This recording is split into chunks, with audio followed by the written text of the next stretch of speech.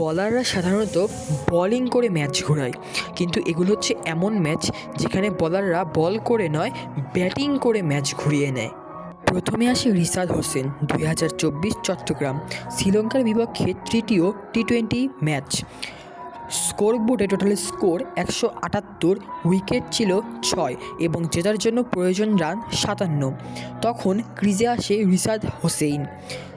তার কাজ ছিল মূলত বোলিং করে ম্যাচ ঘুরিয়ে দেওয়া, কিন্তু সেদিন তিনি লাস্ট মোমেন্টে একের পর এক 4-6 মেরে ক্রিজের রান খুব কমিয়ে নিয়ে আসে। তিনি মাত্র 18 বলে 48 রান করেছিল। তার স্ট্রাইক রেট ছিল 266।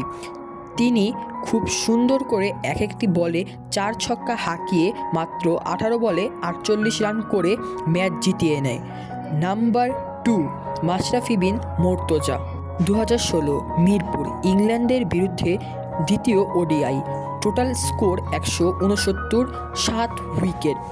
গ্যালারিতে নিঃশব্দতা, সবাই খুব আবেগে চলছিল, কারণ তখন ম্যাচ জেতার সম্ভাবনা একেবারেই ছিল না।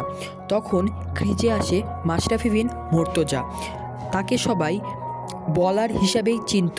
ব্যাটিংয়ের দিক থেকে তিনি ছিল 8 নম্বরে। যদিও সে দলের ক্যাপ্টেন ছিল, কিন্তু ব্যাটিংয়ে অত ভালো ছিল না। কিন্তু সেদিনের তিনি 29 বলে 44 রান করে ম্যাচ ঘুরিয়ে দেয়।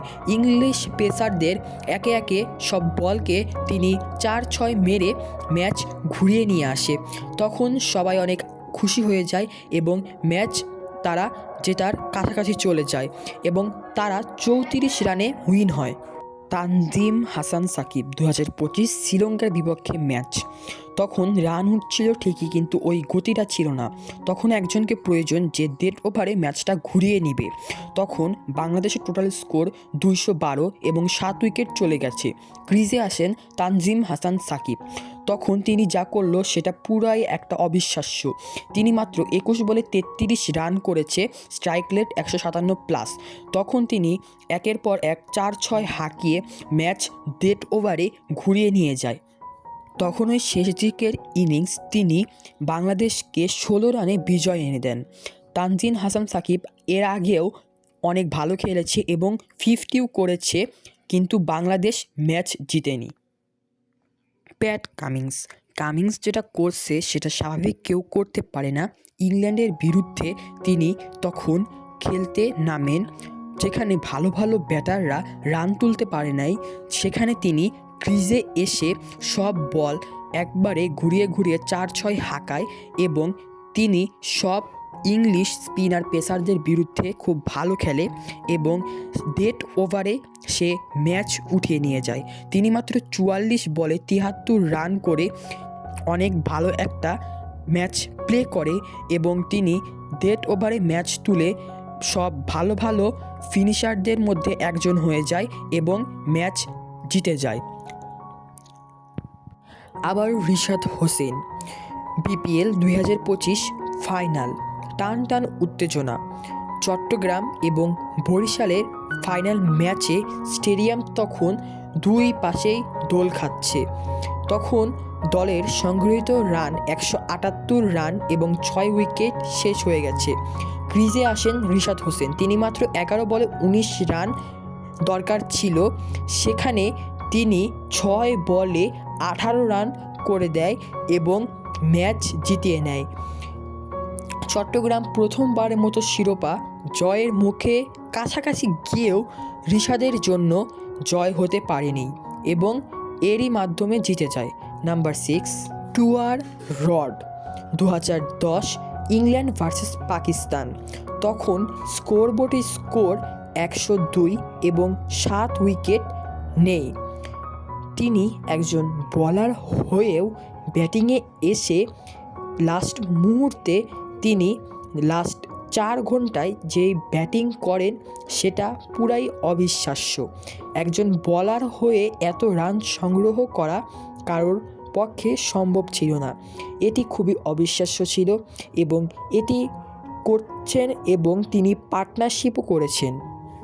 Number 7, Chris Woakes. কখনো কখনো নীরব ব্যক্তিটি ম্যাচ বাঁচিয়ে নেয়। ক্রিস ওকসে ছিল সেই নীরব ব্যক্তিটি।